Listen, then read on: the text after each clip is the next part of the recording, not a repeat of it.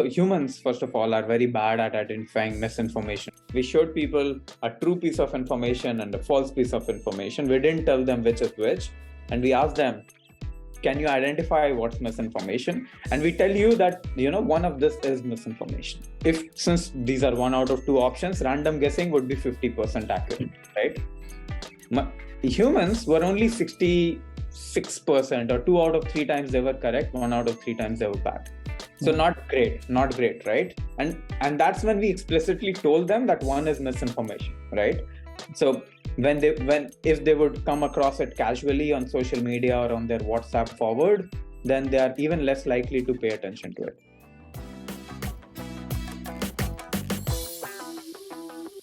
So, hello and welcome everyone to whoever's listening to this particular podcast. Today I have with me Dr. Srijan Kumar. He's an assistant professor at Georgia Tech University with research interests in combating misinformation and harmful content on online platforms, building robust AI models that are prone to adversarial attacks and behavior modeling for more accurate recommender systems. Before joining Georgia Tech, he was a postdoctoral fellow at Stanford University and completed his PhD in computer science from University of Maryland. He has received multiple awards for his research work, including Forbes 30 under 30 and being named as Kavli Fellow by National Academy of Sciences. So, Dr. Kumar, it's nice to have you on the podcast. It's my pleasure to be here. Thanks for inviting. So, can you tell us a bit about your interest in AI? What was your background before you got started into AI, and what was the most exciting thing that you found about AI? Sure. So I got into AI back in my undergrad days. So I took this very interesting course when I was an undergrad at Indian Institute of Technology, or IIT Kharagpur, back in India. I took this course on data mining and social network analysis, and I just found it to be super interesting. That was pretty much my first introduction to what one could call big data analysis, which is a precursor to what any sort of AI machine learning that you need to do, because data mining and big data analysis helps you gather all the data and format all the data and mine insights and knowledge from the data that's out there to be then used to build machine learning, AI, and various other types of models on it. So I got super interested. I worked on a research problem as an undergrad with a couple of my friends as part of a course, and then we published it as well with the PhD student who was leading this research, and a couple of professors at IIT Kharagpur. That's how I got started. Then I came to US to do my master's and PhD at the University of Maryland, College Park, where I was fortunate to be advised by Professor V.S. Subramanian, and had collaborations with various other faculty at CMU and Stanford and other places, where I got to learn the fundamentals of graph-based machine learning, computer vision, natural language processing, and so on. Over time, I found my interest to be very highly in natural language processing when applied to societal tasks, and that's what I've been doing for the past decade or so. Yeah. And when was the time, how did you figure out your particular interest in AI? So as in, which particular thing appealed you the most? Because there are multiple, I think, domains in AI itself, right? Like talking about vision, language, reinforcement, game theory. There are lots of things where we can apply AI techniques. How did you figure out your interest in a specific domain? Great question. I was asking that exact same question when I was trying to figure it out. And it was very naturally exploratory for me. I tried computer vision. I found it to be very difficult because it was, I just found it to be very difficult for me. But I've always been fascinated by language. I've always been fascinated by graphs and networks. So I guess that was also difficult, equally difficult, if not more, compared to computer vision. But since I was particularly interested in these things, I pushed myself to learn those more and better. And I learned, I guess the moral of the story there is try to find an intersection between what you inherently like and what you what is the new exciting thing that's happening. Yeah, and to be honest, it's a fantastic time right now to be in language research, because it's something on the boom right now. So it's really great to be in language research, or I would say in general natural language processing. Absolutely. Yeah, but I wanted to also learn more about, like, what kind of projects are you currently involved with at Geogetics as a professor? What are the projects that you focus on most right now? Sure. So my research expertise and interests lie in developing these AI, machine learning, data science models to enhance the safety, equity, and well-being of users, communities, and platforms online. I direct the CLAUSE Lab, which stands for Computational Lab for AI, Web, and Society. Here, me and my 15 students are passionate about developing these solutions that can combat online bad actors, dangerous content, which currently pose one of the biggest threats to public health, democracy, science, and the entire society. So we are developing graph neural networks, natural language processing, adversarial machine learning techniques to detect, predict, and mitigate these online harms that have real world impact. And in doing so, we mine terabytes of data to find actionable insights. And we look at both the societal as well as the technological aspects. We blend the two together to develop these multidisciplinary solutions to combat these harms. So over the years, we have developed various different types of models, machine learning models, um, that have eventually been deployed at Flipkart, which is India's largest e-commerce platform. We have influenced Twitter's Birdwatch platform when it was in its very early stages. And we have a system that is now being deployed at Wikipedia to help moderators over there. So that's like the overview of what my group, my students, and I do. In terms of the specific current projects that we are working on, we are quite interested in using the generative AI technologies that are here for societal good. So some of the exciting projects that we have is how we can develop AI models, how we can use generative AI models to counter hate speech online or counter misinformation online, and how can we do that in a way that is effective, uh, and that can actually change minds, that can actually have societal impact. We are also working on projects where we're looking at robustness of various different AI models and its implications on security, on fairness, and various other desirable attributes. So there we are looking at robustness of recommender systems, robustness of multimodal and multilingual models, robustness of bad actor detection models, and so on. And we are also looking at how information flows across platforms, and how we can predict and mitigate the spread of harmful content from one platform to the other. And also at the same time, how we can create systems that can promote the spread of good content to let's say combat online harms. So these are some of the projects, some of the research projects that we are working on. And at the same time, we are also building tools, various different tools to empower end users to be more efficient and better. So for example, we are deploying a tool at Wikipedia, which I just talked about, which will aid Wikipedia moderators to be more efficient in how they identify bad actors on the Wikipedia platform. Uh, we are also creating tools that can help professional fact checkers and journalists identify misinformation and try to correct it online. And also, we are building tools for ordinary users to be more efficient in detecting and correcting misinformation.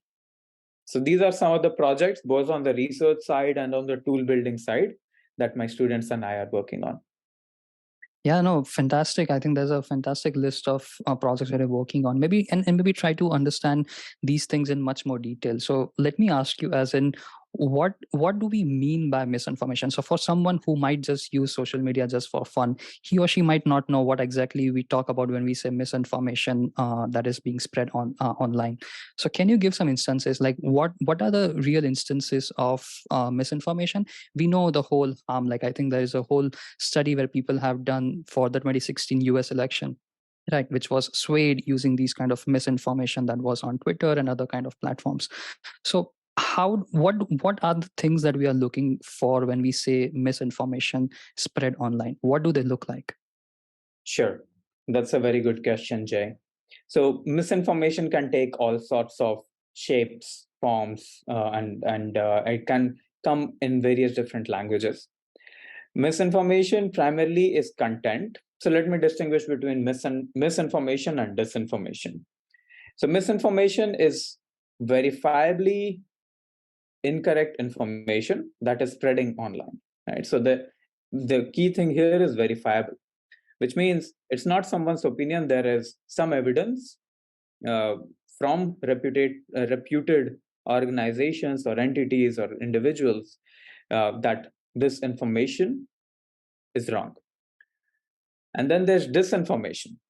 Disinformation is also verifiably inaccurate information, but it is spread specifically with intent to create harm. So misinformation, the first one, may not be does not have that intention of doing harm. It can be done for fun. It can have downstream impacts of harm, but that's not necessarily the intention of the person who is creating the misinformation. Disinformation, on the other hand, is created by state actors, for example, nation state actors who are trying to harm others. So that's the distinction between misinformation and disinformation. For we have shown, and various other research has also shown, that ordinary users are terrible at identifying whether something is true or not, because we inherently have this trust bias that if it comes from someone that we like, if it comes from someone that we know for a long time, it is most likely going to be true. That's the reason why misinformation spreads so virally. There's very popular research by my friend Surush Vasogi and his collaborators. They have shown that misinformation, false news, spreads faster, deeper, more broader than true information. Misinformation has this virality because it taps into the inherent, not just the factual brain, but the emotional side of the brain, and people are more likely to engage with it. People are more likely to spread it and forward it. And at the same time, as people are engaging with it, the recommender systems that are deployed on these platforms, they take these interaction signals as being high quality, as being positive signals of high quality information, and then the recommender systems also amplify it, right? So it's a very complex phenomena, but ordinary users currently, and unfortunately, are not very well versed at identifying what's misinformation or not. Even I am not. When we do research projects where we have to deal with misinformation, we are never the arbiters of truth. We are not trained to do that. But there are people who are professionally trained to identify whether something is true or not. So we rely on their judgment. So these are professional fact checkers. These are journalists who have the professional training behind them to look into one specific claim and do a deep dive into that, into the facts and facts behind that claim. To then, and they spend hours doing this.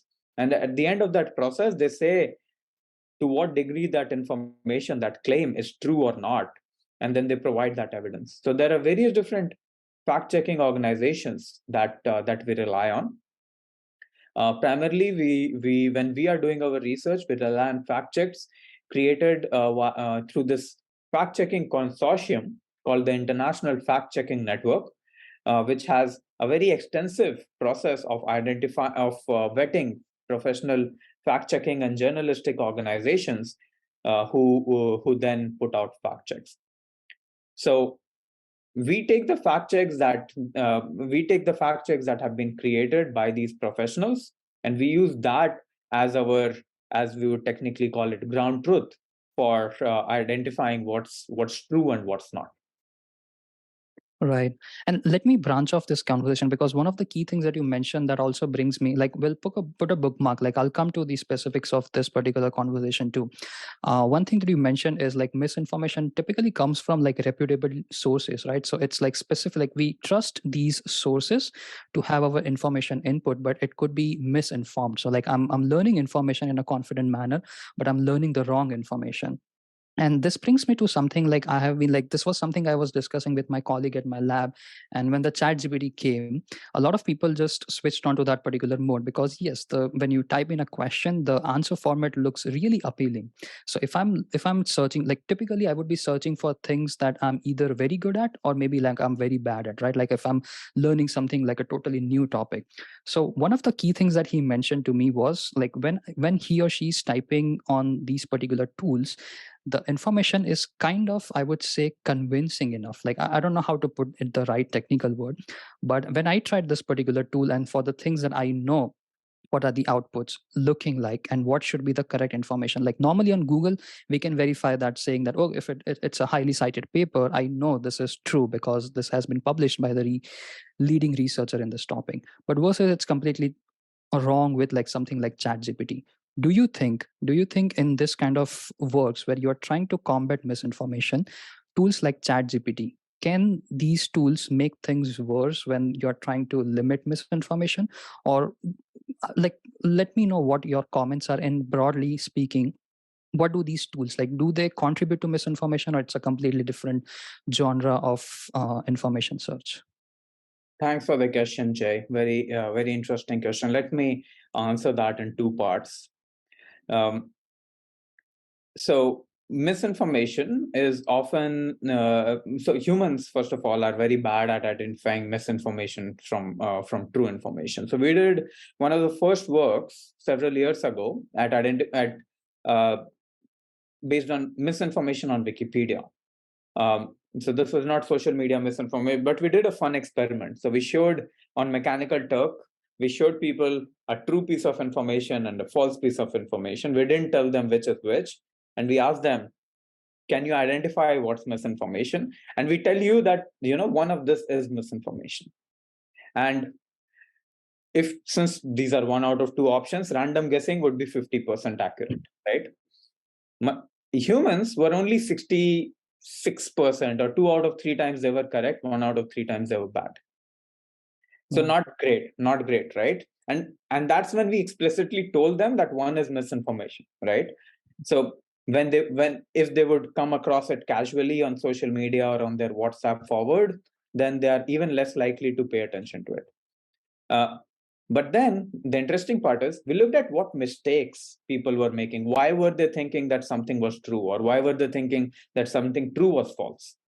And what we found was that when content was written in a nice format, when it seemed correct, when it seemed like its formatting is correct, when it seemed quote unquote authoritative, when it had, I mean, this is Wikipedia, so when it had the sections, when it had images and so on, when it looked like visually, when it had hyperlinks and so on, people trusted it, right? Because they just trust the way things are written. That is exactly the thing that these AI tools are really good at generating content that looks correct, even if the factual information within the generated content might not be correct, right? That's why the believability of chat GPT based information, or any generative AI based information that's generated, is very tricky and very challenging to deal with, because of how nice the generated content flows, and how believable it is. That's one of the issues, believability. But even bigger than that, the issue, one of the biggest issues why these generative AI models have created for us now, is they can be run to generate incorrect content not just misinformation, but any sort of incorrect content, including conspiracy theories and so on, at a super large scale. So you can generate many varieties of the same information. You can generate this misinformation in various different languages.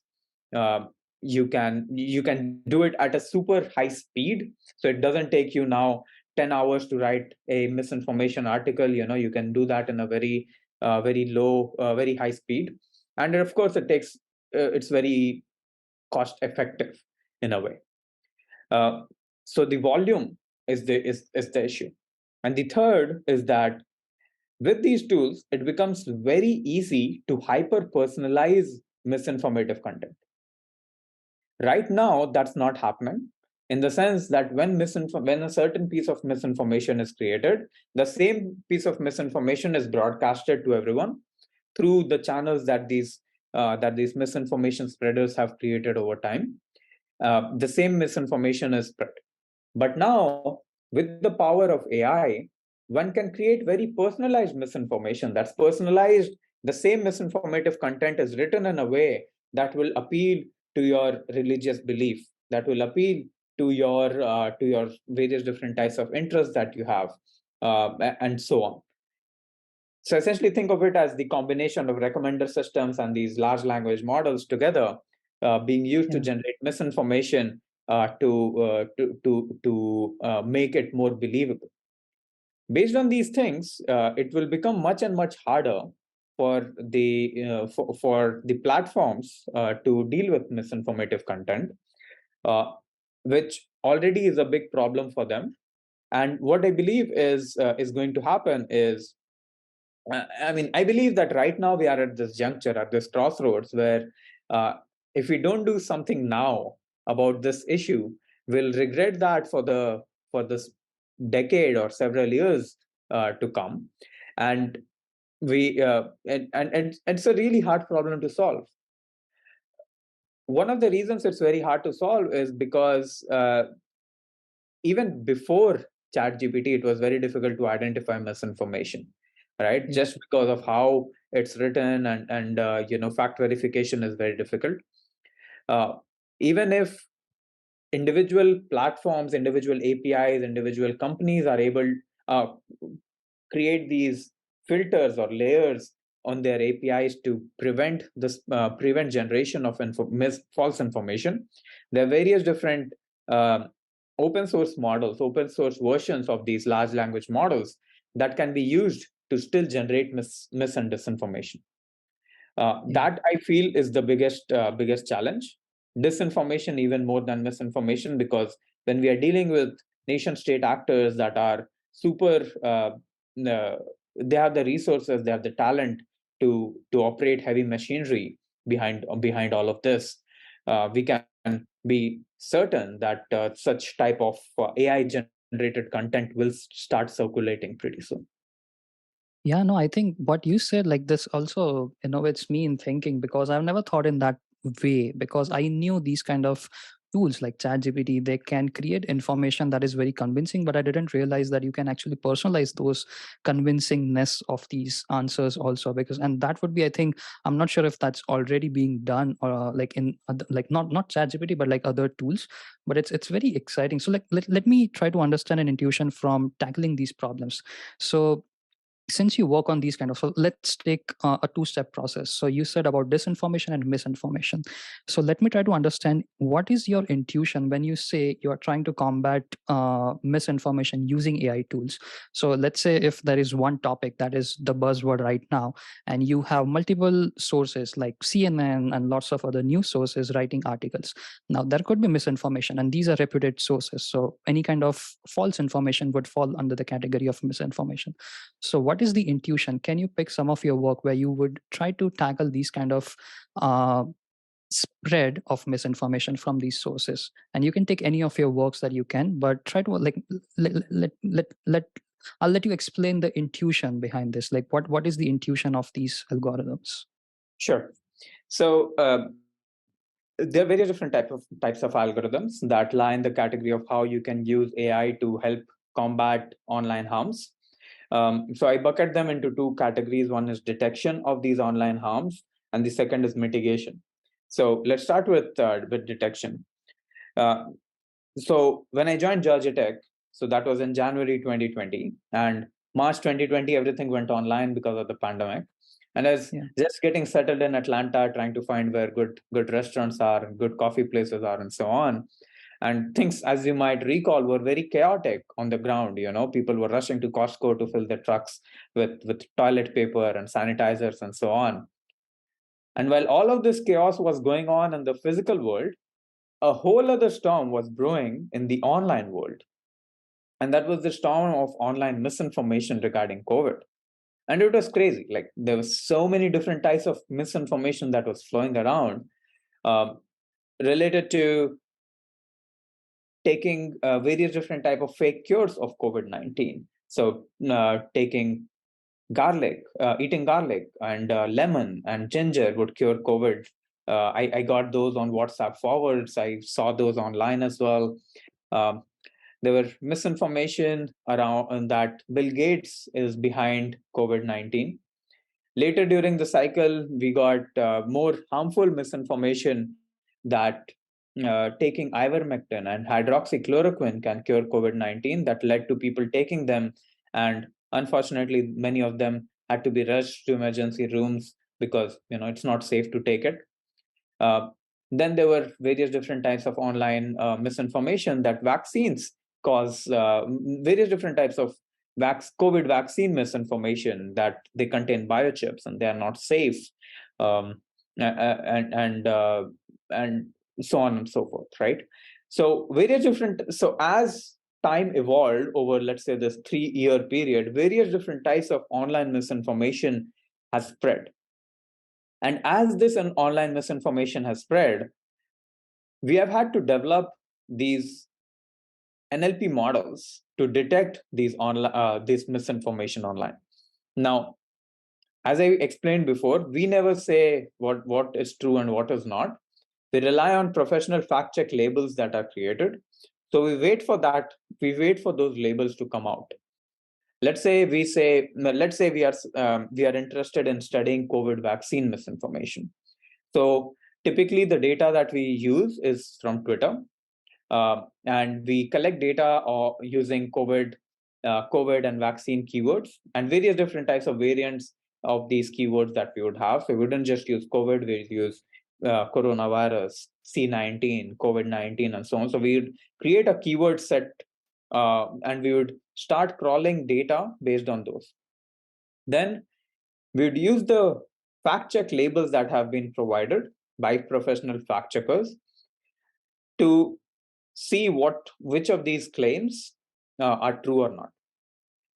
So we would, if on the fact check it says that taking ivermectin, so that ivermectin does not cure COVID-19, then we would go and on Twitter, and we would find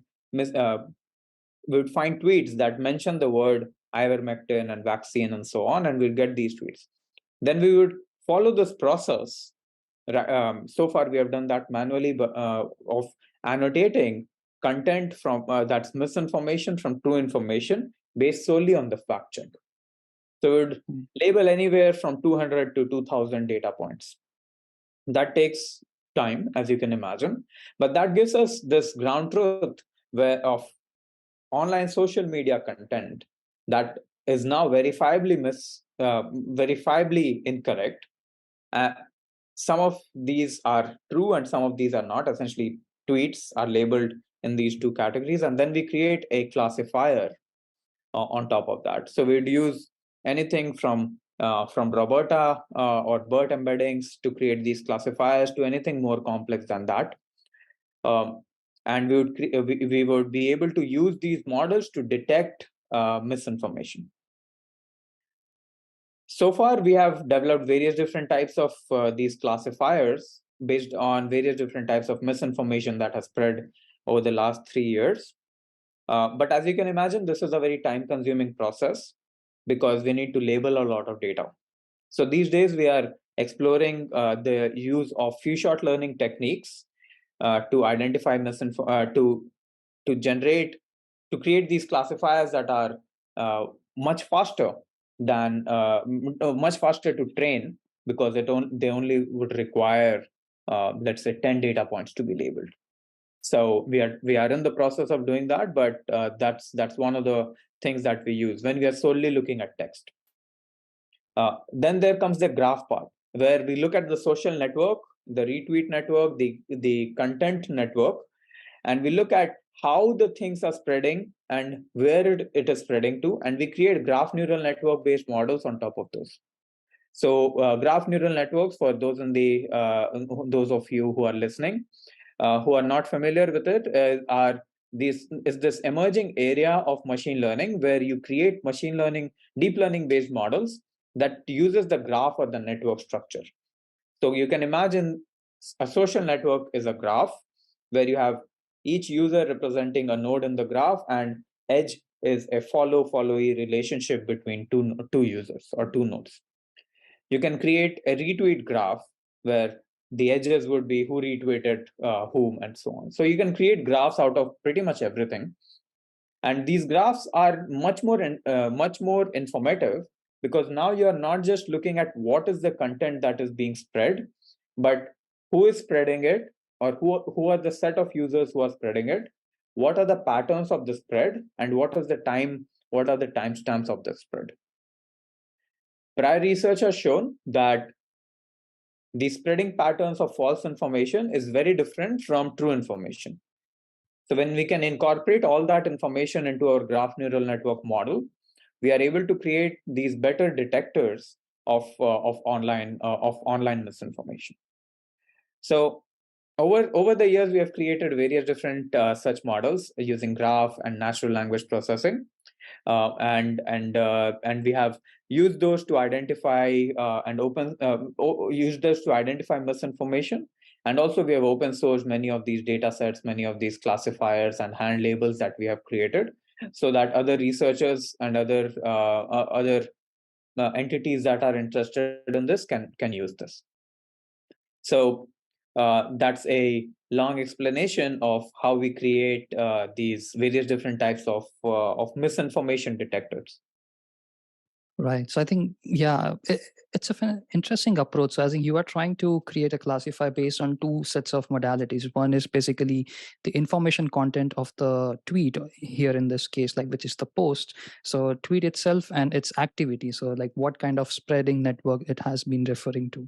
And I'm curious. So like just a follow-up question is like, would you say there are some patterns that are specific to the spreading of these content that is highly discriminative of telling it is it like misinformation versus like a genuine information? I'm just curious, like, do we see these kind of correlations? Right. Thanks. Yeah, that's an interesting question. A lot of research has gone behind it. It's also a part of my NSF career proposal that recently got awarded. So so if you actually look at not just the spread, but look at the spread with intent or with sentiment, right? Yeah. So what we see, what we have shown is that when misinformative content is spread, there are other users in the social network who will reply to that misinformation and will express skepticism or will express doubt about it. Well, and that this happens not for long, like this wouldn't happen for all misinformative content that's spreading, but on average, it happens more for misinformative content than for true content that is spreading. And these create these when this interaction is happening from other users of the social network. Uh, this creates what we call as a signed social network, where you have a negative reaction, negative sentiment from another user to this piece of content, and these types of signals are very telling of whether something is true or not. This happens also for true information, but at a lower rate. So so when you are looking at long-term patterns, you're looking at long-term data, you are able to identify these. You are able to mine this knowledge. You are able to identify what patterns emerge. Yeah, and a curious comment on that one is like I'm trying to relate it to some of the works that I have been doing. So one of the key things that when I like typically what I work is on medical images, right? And normally when most of these algorithms are inspired from natural images, like the normal vision community, and then we try to apply these models. But one of the fantastic, or I would say interesting challenges of medical imaging community would be the the information content is very different, right? So like normally if when we try to build a classifier or a detection model on natural images, we are trying to focus much more on abstract details. Like I would be okay like with your, let's say, one person's face versus the other person's face, but in medical images it is very sensitive. As in, like, if I'm trying to detect a tumor, what are the chances that it is just picking up some noise on the periphery of brain and blah blah blah, those kind of like very nitty gritty details of the problem. My question relating to this one is like, let's say you build a classifier based on content, like the one that you say, like that is like a extended version of robot or something. What are the chances that it is fitting to the style of writing rather than the content of the writing? So as in, like, it could be the case that whatever the ground truth, the fact checking thing that you said, it labels them correctly, but the model is fitting to the style of writing rather than the content of writing. So it is just creating like a biased version of the classification, where it just classifies, like when on the inference stage, let's say it relates to a particular style of writing, and it labels them that this is misinformation, whereas it could be the case that it is genuine information but written in a xyz style or manner. Right. Great question. So I'll answer that in two parts. One is when you label a lot of data online, uh, let's say, not the few shot setup, but the setup where you label 2000 data points. You see a lot of different varieties of false information being written in different styles and true information being written on different styles. And that's the sole purpose why we have to label 2000 data, 2000 tweets, let's say, that are pretty much spreading the same, like the claim is the same, right? It's Yeah. ivermectin does not spread COVID-19. The reason we have to label so many data points is that we learn from various different styles and this various different ways in which the same misinformative content can be spread or written in different ways. So when we create these large data sets, you are more likely to learn to be able to create the classifier to learn from the content rather than just from the style, right? So it's always the combination of the style and content, but Yeah. by average, think of it as averaging over a lot of different data points. You are focusing more on the content rather than on the style. Yeah. Now to the second part, this does not necessarily eliminate the role of style, right? So that means that style can still be a factor, and you can write misinformative content in a way or in a different style that the classifier would think is correct. So this brings me to a lot of work that we are doing around robustness of AI models, Yeah. where we are trying to understand how would different writing styles, how would different ways of expressing the same thing uh, lead to classifiers being fooled. Uh, we are also creating a lot of benchmarks around this, so that before these models are being deployed or being released, they can be benchmarked against various different types of content, and you not just have the accuracy labels but also robustness benchmarking being done before these models are released. So Yeah. yeah, it's a very timely problem to be looking at because it's not solved yet. It's a very interesting research problem, and it's something that we are actively working on because we know that these issues exist in the models that are being trained, not just by us, but pretty much anything that's out there is very vulnerable to various different types of unintentional uh, uh, rewrites or unintentional ways in which something is being spread. Yeah. And one of the key things that you mentioned, and I want to spend some time on that particular topic also, is like robustness. But before we go there, I wanted to also ask more about like one of the works that has featured is the Hawkeye for Twitter's Birdwatch thing. So first question is like, I'm not sure, like the one approach that you mentioned about like using content and graphs, is that one of the part of the Birdwatch, or is that something separate work that you are doing? Like, can you tell us a bit more? Like, if it is the same, let me know. But if it is different, can you tell us a bit more about, because I found it to be very interesting. Because I think there is a lot of chaos around Twitter, like being the place that kind of spreads the misinformation. And it's very cool for someone like you who has deployed a model or deployed a technique that is being run at the Twitter's platform. So can you tell us a bit about Hawkeye? And if it is the same that you described, let me know. It's not the same, but I also want to clarify, we did not, or I was not involved in deploying or developing the Birdwatch system. Yeah. Our work was used as a reference point by the team at Twitter who developed the Birdwatch system. But I can certainly talk about it because it's a very innovative platform. We looked at Hawkeye. We created Hawkeye, which looked at the robustness of the Birdwatch system. So I'm happy to talk about that. Yeah. So as I was saying, in response to your previous question, that on Twitter and on other platforms, when misinformation is spreading, other users react to it and say that, it may be wrong and it's incorrect and so on, right? And here's a fact check and so on. So that's already happening on social media.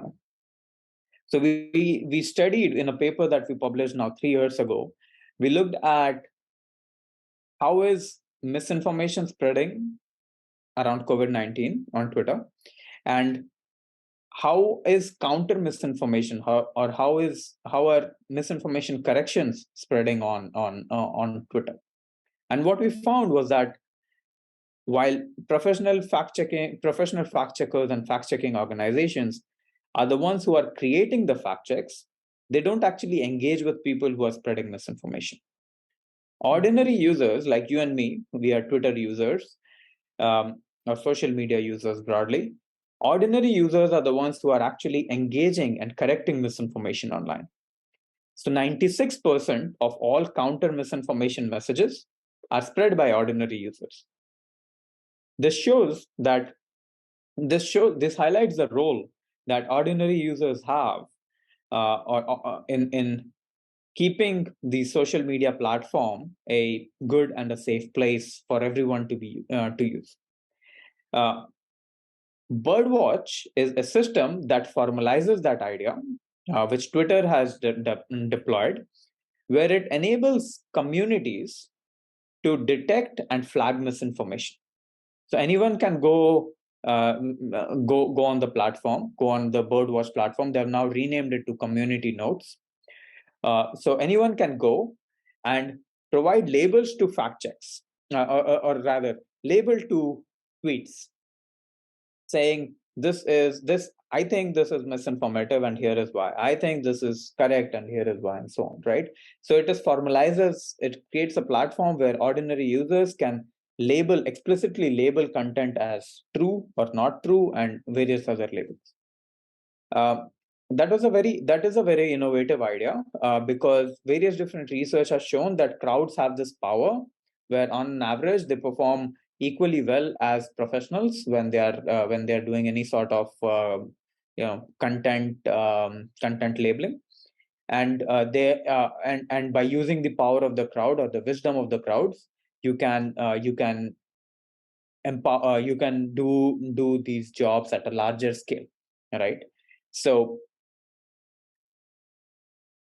the Hawkeye work, what we did was we realized that not everyone in the crowd, not everyone in the community will have equal expertise and equal incentive to label correct things as correct and incorrect things as incorrect. Right? There will be bad actors who will try to manipulate the system by labeling good things as bad and vice versa.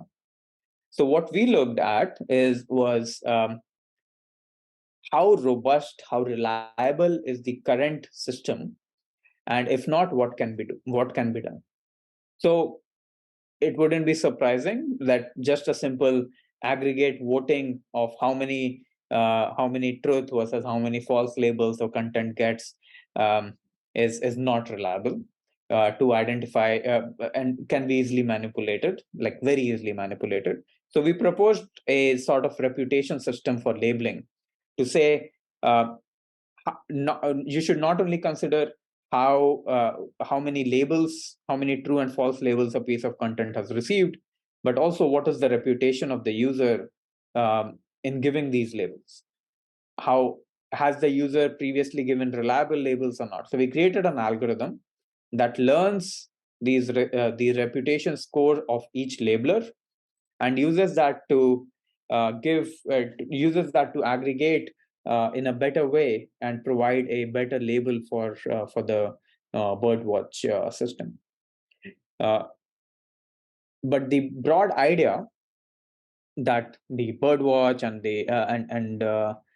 broadly the idea that you can use and empower ordinary users or communities to detect and correct misinformation is something that I think is a great idea and is a great way to go forward, because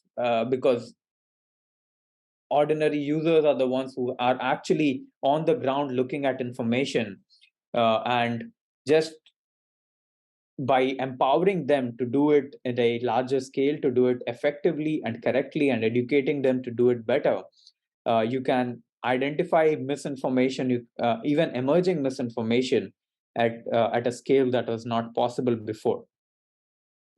I see. That's interesting. So I think, yeah, the assumption over here is, as in a group of people labeling these tweets would kind of provide like a pseudo label for the Birdwatch program. But let me ask you like a very corner case. I'm not sure if this is a corner case or not, but let's say there is a person with a post, I would say post or a tweet that is being done. But let's say if there is a targeted labeling on these, so a lot of people, let's say 1,000 people, decide that they just want to take this particular content down, and they do a negative labeling or whatever, like labeling this as false information, even though it could have some genuine information. Would these kind of approaches, or like a better version of this approach, be able to detect that? Because these would be genuine users like you and me, who might have the label of like a I forgot the name that you said, but like is like a reputed user, right? Like, or maybe like a genuine Reputation. user. Yeah, rather than like someone like a bot or something. So how would this particular technique challenge this scenario? It's a hard scenario to deal with, but hopefully, but if a lot of users who have very low reputation scores, because they have you need to, let's say, build your reputation score over time, right? So if you are a user, if let's say 1,000 people are doing the downwards or upwards, and none of them or very few of them have participated on the Birdwatch platform, let's say, or have given very few people have given reliable labels in the past, then you should be able to, then their reliability or reputation score would be low, right? So the weight that would be given to their labels would be very, very low. And that being said, none of these systems that rely on community labels they are prone to manipulation, right? That is an ongoing challenge that always comes when you are dealing with that you're dealing with when that's an ongoing challenge. Yeah. But that also highlights the need of why we cannot only and solely rely on community labels alone, why we need this ensemble where you have these machine learning classifiers that look at the content, the machine learning classifiers that look at the network propagation signals, as well as you can augment that with community labels to do the misinformation detection. Yeah, and one of the good things that I find about this approach is like there is a human feedback which is being weighed very nicely, because it could be the case, like, because it relies on people in this case that label this information with notes that you said. So it could be the case that a person would have the knowledge. Let's say you are a Twitter user and somebody posts about combating a misinformation using AI, and you go ahead and make a note. Then I would at least have a better understanding of that model or a technique, because I know there are at least 10 or 15 people who are experts who have labeled this. So yeah, I think that is one of the good things, rather than just deploying a model that is trained on XYZ data set and who is doing these tasks. Right. Yeah, we are super interested. I mean, beyond Birdwatch, right? Birdwatch is a very specific platform that's deployed on Twitter, but broadly, my group is very interested in the idea of using and empowering ordinary users to do not just detection but also correction of misinformation effectively. So I think I am very positive on these community-based approaches. And what do we mean by correction of misinformation? As in, like, taking steps to deleting that misinformation? Like, what do we mean by correcting misinformation here? Sure. Yeah, I can elaborate on that. So as I just said, that 96% of online countering of misinformation is happening is being done by ordinary users, right? So that means if someone says something misinformative, uh, someone else on the social network, either direct friend or friend of friend or someone in the network, is likely to correct that misinformation. Oh, okay. So that's called social correction, um, where someone else in the social network is correcting someone, and that leads to something called observational correction, where you're not only is the person who's spreading the misinformation being corrected, but anyone who's observing this interaction. So any of the followers of the original misinformation tweeter and the corrector, they are also observing that this was false and this is the fact check behind that. This has been shown to work very well. So a lot of social science research has gone behind it, where they're shown that this sort of correction of one user to the other is works across topics, across partisan lines, across different time frames, and so on. So it's valued by users. It's trusted by users because it's not coming from an institution or from an organization that they might not trust. It's coming from someone in their individual social network that they might have a common friend with, for example, right? So there is a lot of value in people correcting other people when, of course, something is wrong. But not everyone does it, and not everyone does it correctly, as you can imagine. There's a lot of name calling that happens. There's a lot of abuse hurling and so on. In fact, our data shows that 2 out of 3 times the correction messages are quite uncivil. They are, you would not want to read them, and it can actually backfire. But 1 out of 3 times, the correction messages are actually, are factual and polite and evidence and so on. So we came up with this idea a couple of years ago when we started to think about, can we use the advancements in natural language processing, specifically generative natural language processing, to create good counter misinformation messages. So the idea is that given a misinformation post, can you create a message, not reply, but can you create a reply to it that corrects that misinformation by providing refutation, making it evidence, making it polite, and giving it factual information. So we worked on it for about a year, and we have a paper that's actually being presented a couple of weeks from now at the ACM Web conference, or WWW, where we'll present the model that we have created. And this is pre-GPT era, right? We have been working on this for about 1.5 years or so. But the idea is that we can use these generative AI models to create these counter replies. Now, it remains an open question of how these tools can be used by ordinary users so that they can better counter misinformation online in an effective manner that is not only respectful, but it can also change minds without backfiring. So that's one way where ordinary users, since they're already doing misinformation correction, right? Ordinary users are already doing it, but they're not doing it well. So there's a gap, there's a need to create tools that can enable them to do it correctly. I see. Interesting. So it would be more like, if you have a piece of misinformation, that particular tool will help you create notes, or in this case, replies, or maybe an engagement that is maybe correcting the information, saying that, hey, these XYZ things that are being claimed in this particular content piece is wrong, and versus ABC is the correct version of those claims, or something similar. That in a way, yes. Yes. Interesting. And I do have one question on the adversarial part of this, but let me also jump to one of the questions that I had in mind, but I wanted to clear it out. Is we said about two tasks, so there is misinformation and disinformation. And disinformation is something where you have wrong information or pieces of information coming from non-reputable sources. Like, let's say someone like me who is not that much reputable on Twitter, but it is trying to post something that has lesser fact checking. Like, people might not be able to claim who am I. And in that case, how do we Can define? I Is it correct? uh, Sorry, Jay. Can I correct that? So it doesn't. So disinformation is coming with intent to harm, and it's typically coming from oh, nation state actors.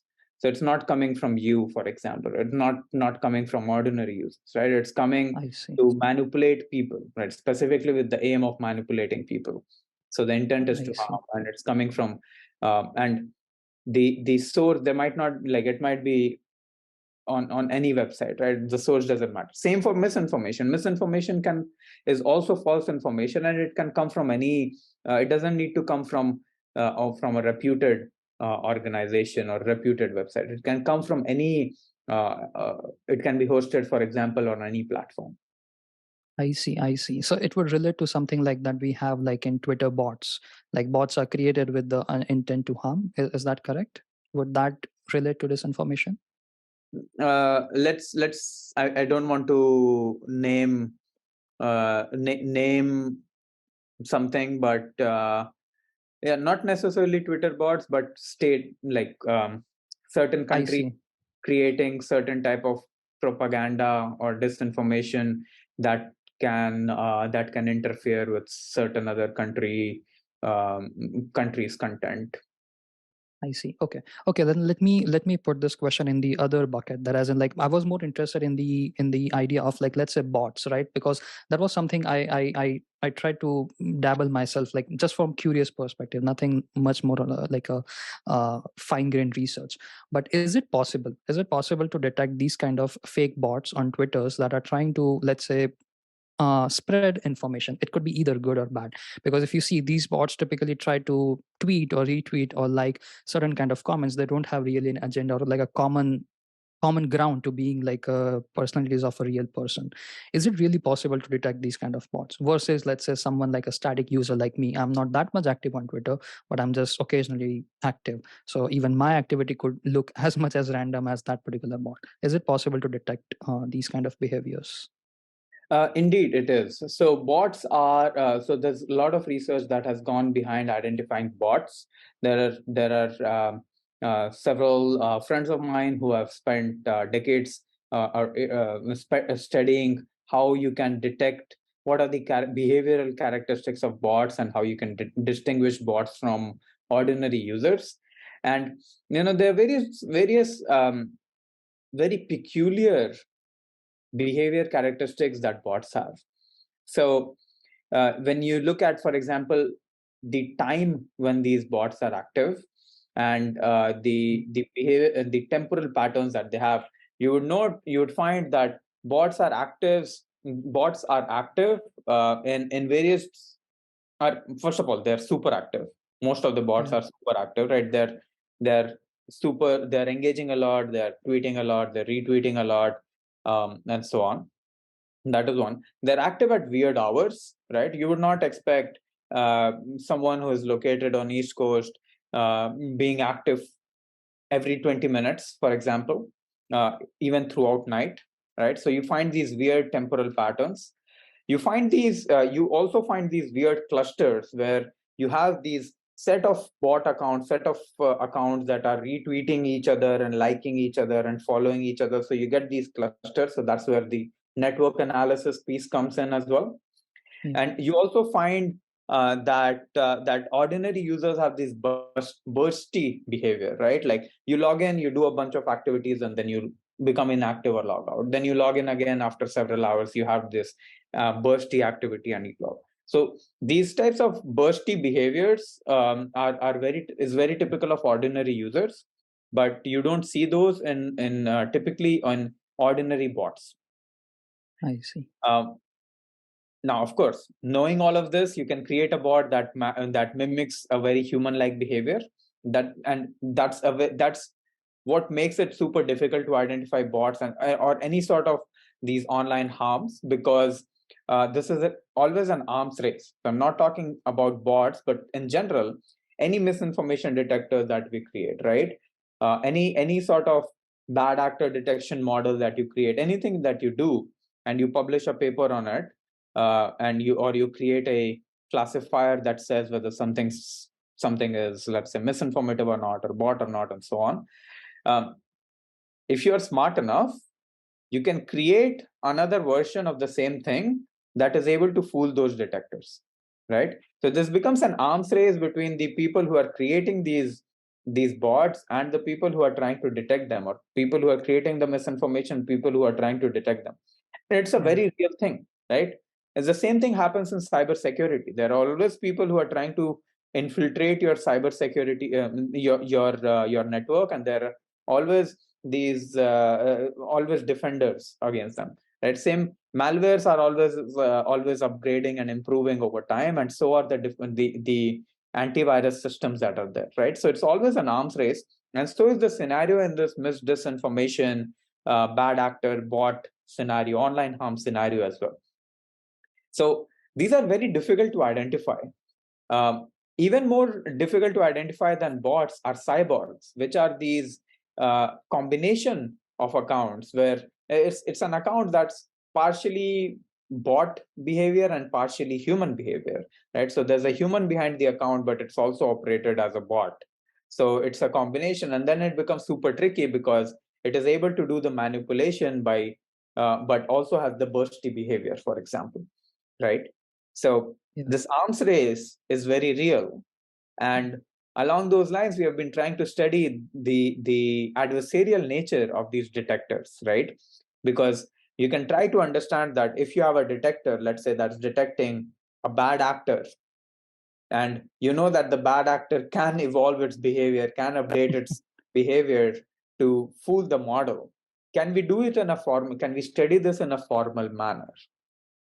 That's something that we have been trying to look at under this umbrella of work that we have in my group, where we're looking at adversarial robustness of AI models. So for example, a couple of years ago, my group got a Facebook faculty award to look at the problem of how robust bad actor detection models are, or fraud detection models. So every big platform, Facebook, Snapchat, Twitter, Reddit, every platform that you can imagine has various different type of bad actor detection models in place. Many of these are similar to the type of models that I was describing earlier that look at the behavior, the network, the linguistic attributes, and so on. So what we wanted to understand is how robust are these detection models? How robust are these detection models to behavior changes that bad actors might make? So we created a framework that was able to do adversarial attacks on these bad actor detection systems.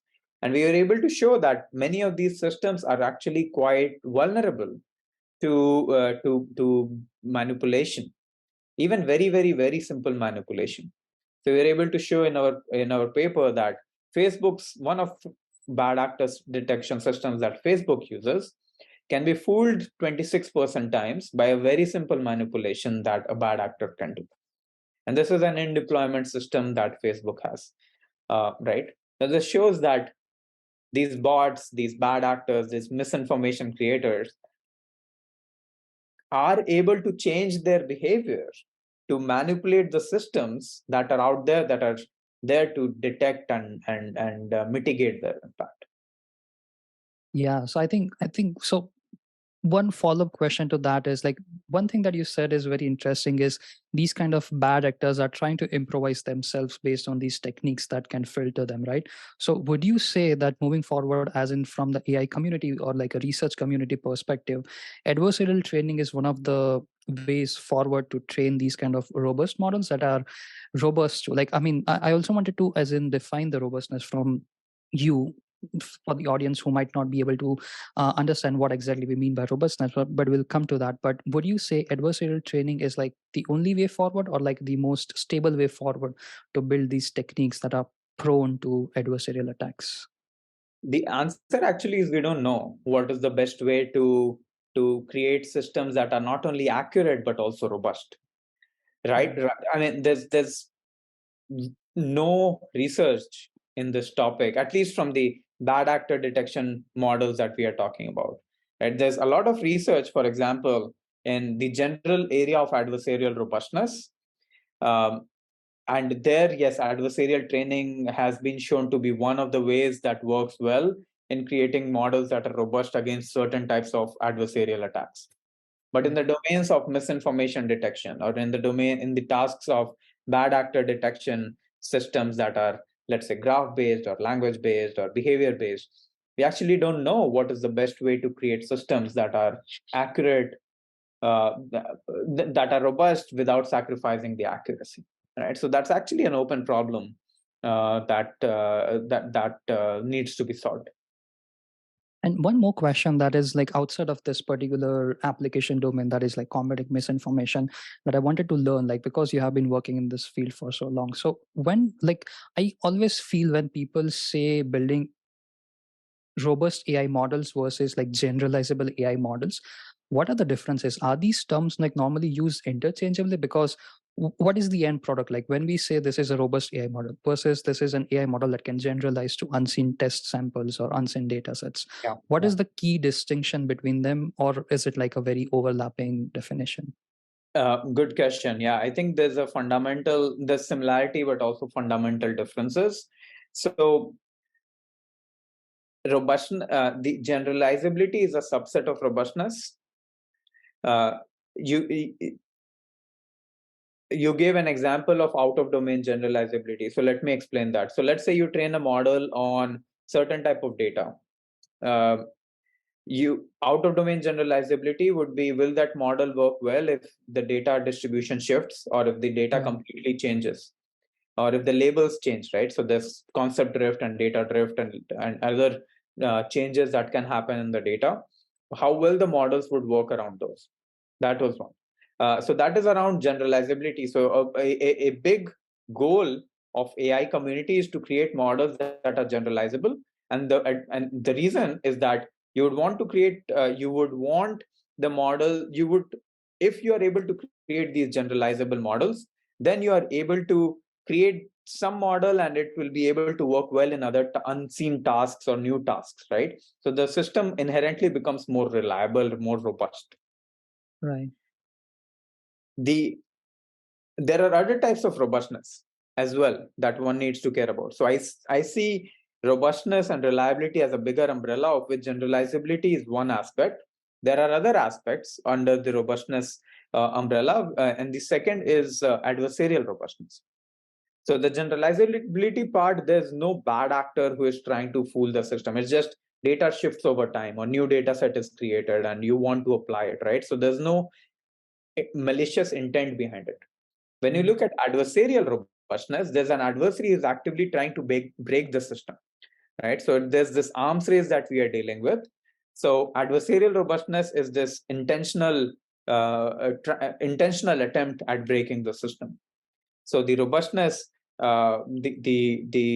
So that's why robustness is a bigger umbrella term over that also encapsulates generalizability and adversarial robustness.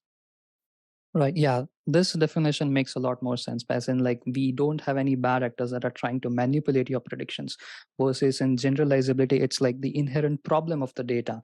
So it's like if I want to create like making models that are much more cognizant of the concepts in the data rather than just the style of data. So yeah, Yes. that makes more sense. Yeah, it's yeah, I think the techniques to make robust AI models would be slightly different in that case, because we are trying to yeah, inherently I would say it would have some or the other way of adversarialness in the technique building of these kind of models, because we are trying to adapt model.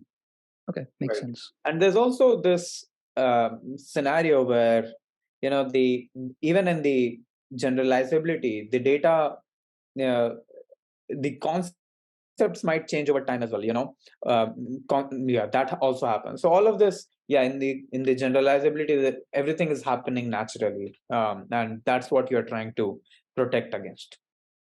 Yeah.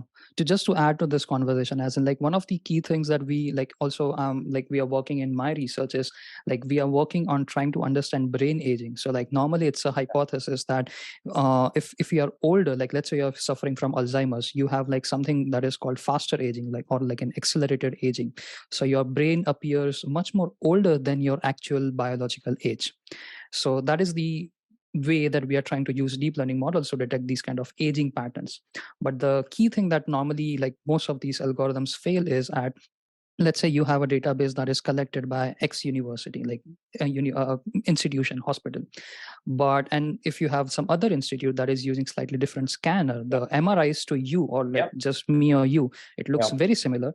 And Yep. even after, there are so many sophisticated ways of post-processing these methods, registering so that these look Yep. perfectly good to the model.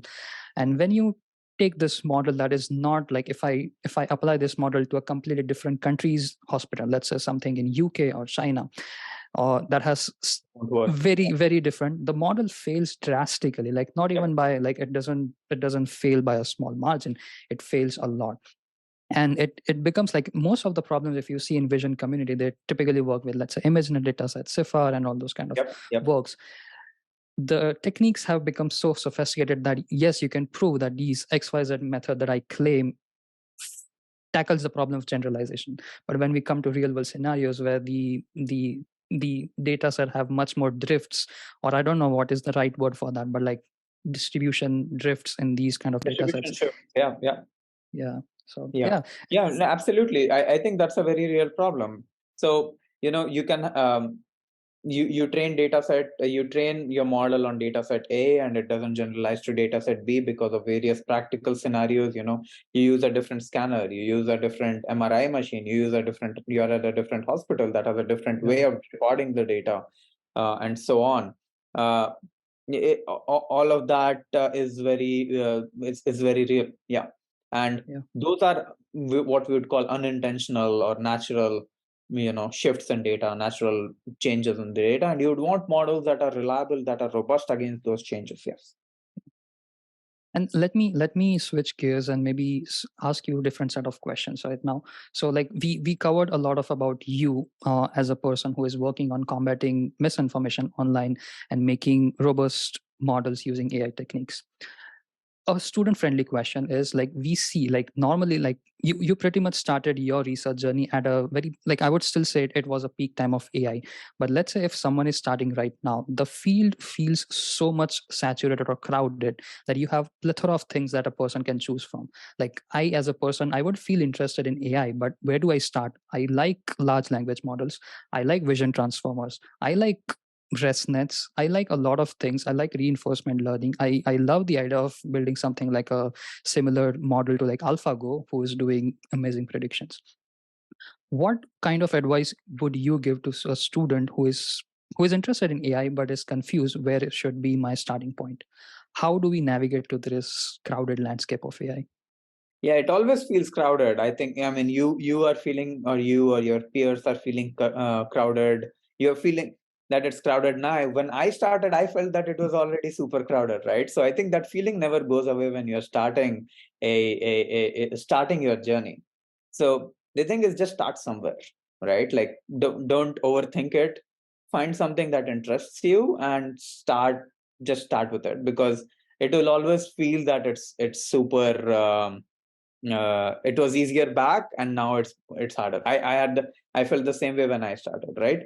So as I said, I tried computer vision. I didn't enjoy it much, because I don't know why. I think if I started computer vision now, I would enjoy it more, because now we have deep learning models. And when I started, it was I remember the project that I did was on like human pose estimation, and we had to get like these there's no people were not using deep learning back then, when I was in my late high school, and so on.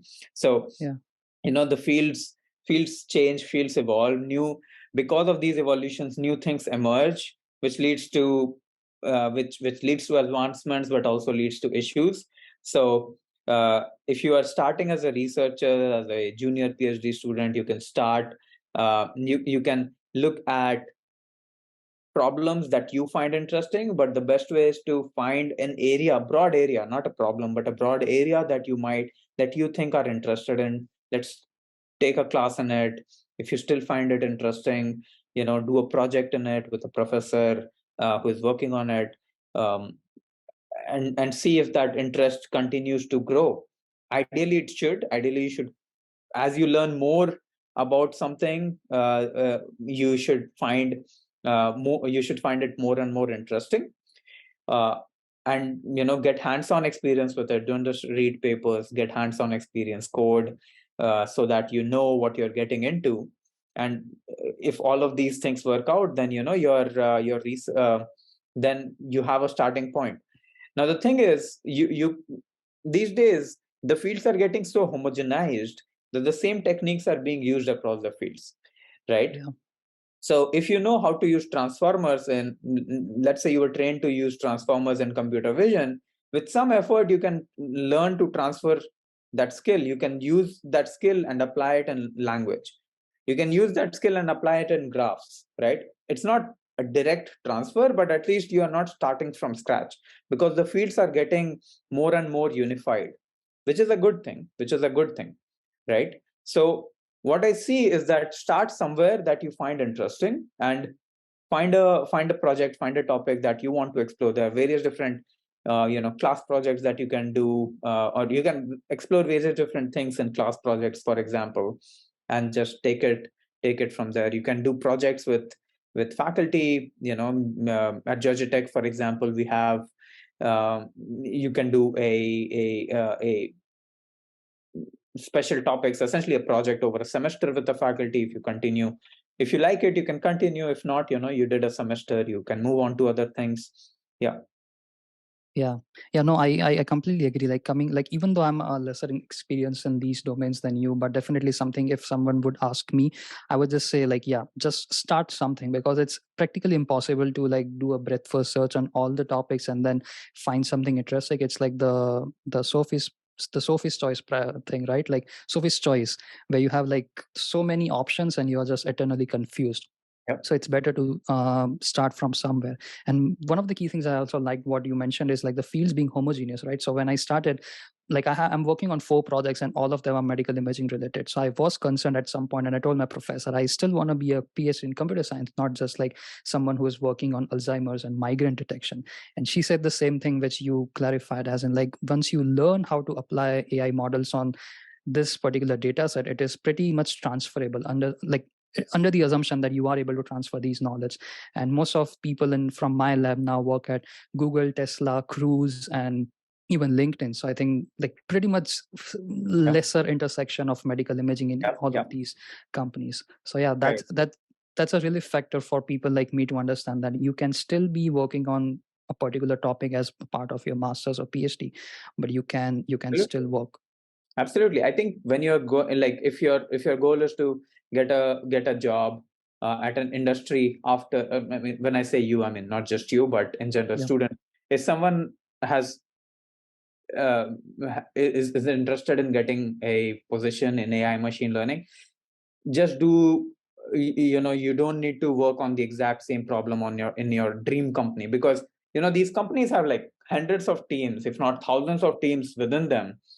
You typically interview for a general ML or data scientist or any of these positions, right? You're not applying for a particular team typically. All right. uh, and they wouldn't test you on your specific skill set that you did in the project, but by doing projects, by doing research, by doing these the work, you get hands-on experience that you are able to learn these generalizable skills that you can apply and transfer. My Yeah. students have also gone and worked at all the companies that you mentioned, and more as well. And none of them, I can guarantee, are working on the same problems that they worked that they worked with me, right? So it's not about the exact problem that you're working on, but it's more about how you develop the skill set to learn these new technologies, right? Pretty much you will be learning, let's say, PyTorch or TensorFlow, right? Whichever whichever framework, deep learning framework that you learn one, you are able to transfer it to the other one, and you are able to go beyond just that one project. So it's more about learning the skill set, learning the tools, learning the frameworks, so that you are able to apply it broadly.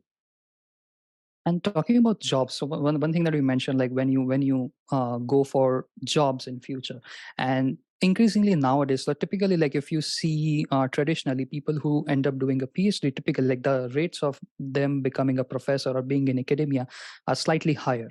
But nowadays, like most of the times, you can see people who are working in AI research, even in industry, they have like there is a higher tendency of people working in good research. Like there's good amount of research coming from companies that is leading the field ahead, and oftentimes it's like the majority of work comes from industry, good industry research labs. I want to understand, like, how would you characterize the significance of PhD, at least when we talk about computer science or specifically any broad domains of AI? What are the key things that you think PhD provides over working as other degrees in AI research roles? And you can, like, based on your experience, you can talk about being in academia, but I also prefer, like, if you have any insights being in industry, like what does having a PhD give you an advantage over someone who does not have one?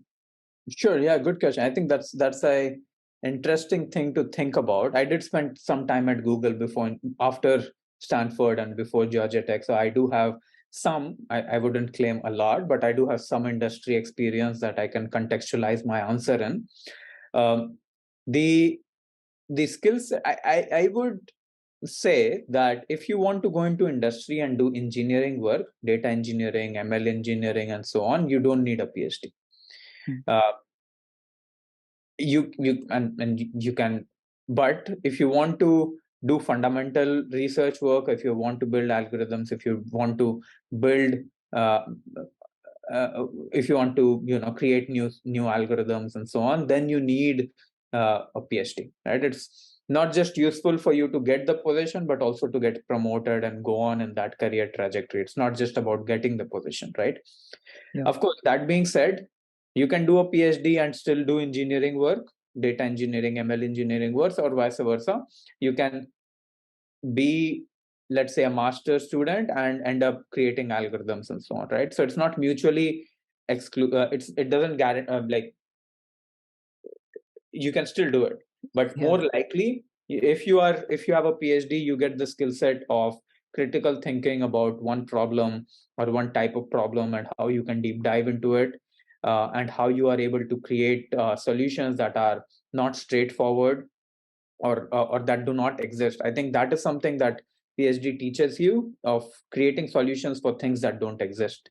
And typically in engineering, you are building things on top of you are building scalable systems on top of things that exist, right? So which is also very challenging to do, right? Which is also very innovative, which is also very, very challenging, but the goals are different. One is about building things that can be used at large scale by many people, while when you're doing PhD, you're building pretty much proof of concepts. Yeah. uh, that's the difference between the the the what sort of skill set or what sort of expectations are from you after you are done after you have done PhD. Yeah. Yeah, that's so true. I think yeah, even implementing these models as a part of my PhD, I think I've learned a lot more than most of these courses. I think there are more courses nowadays available online where they teach you how to build a model from scratch or like implement a model. But there are so many latent skills of just implementing just like a very basic version of ResNet and PyTorch that can teach you a lot. And most of the times when you do research, like you are implementing your own version of the idea, right?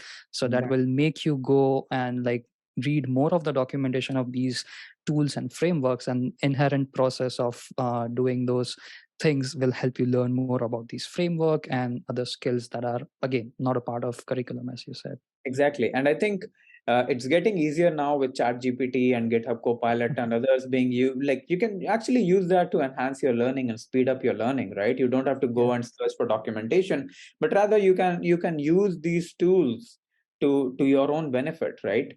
Many of these tools are fortunately free, but in some cases you pay a minimal amount, and you can get access to learn as well. Yeah. So building something end to end definitely gives you the experience and expertise that you need to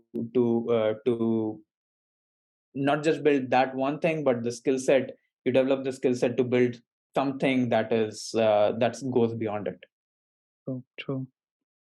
And one additional point that I had was like I'm not sure if you noticed the same thing about like the research community, as in like it's very like there is an inherent pressure in AI research community to publish more, because if you see the quantity of papers that are being published in the last 5 years, it's like higher than ever. And I normally tend to see like people publishing like crazy. Like if I follow a particular author, like there are some crazy amount of works being published every week, because I mean partially it's because they have a huge lab. They are great amazing works, but it's hard to keep up with these kind of works. Like the field constantly feels evolving. Like I still remember like when I started in 2020, there was this huge hype for vision transformers, right? So like they are saying that they are going to replace the standard convolution based neural network.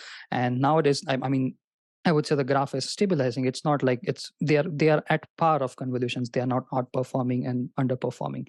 So it's like these kind of things, like they once in a while you'll see a paper that is doing a great thing, but then yeah, it's like the whole community shifts.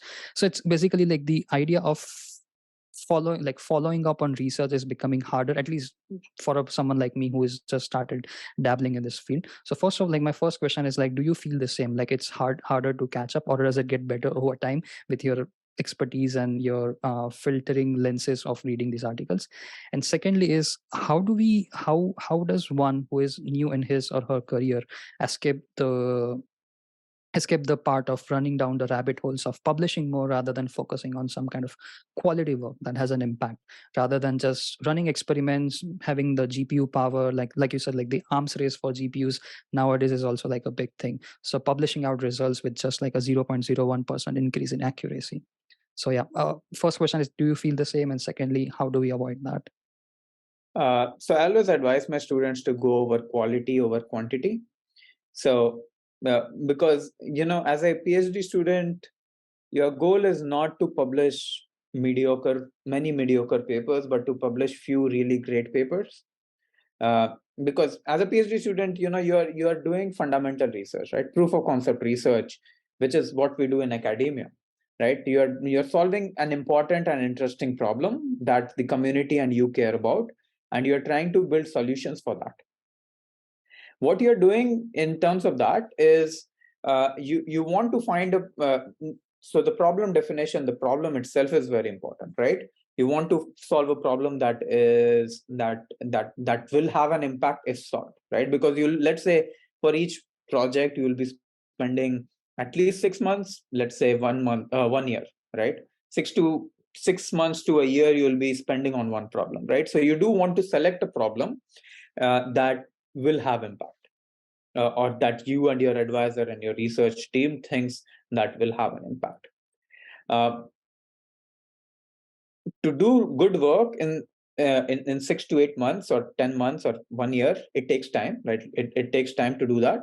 And if you think PhD is 5 years, and if you're working on, let's say, two projects in parallel, each of them take 1 year and there's some overlap and so on, so you can expect, like, some a PhD student to publish anywhere between 4 to 8 papers, right? Depending on how many projects they do in parallel, right? 4 to 8 papers during the course of their PhD, right?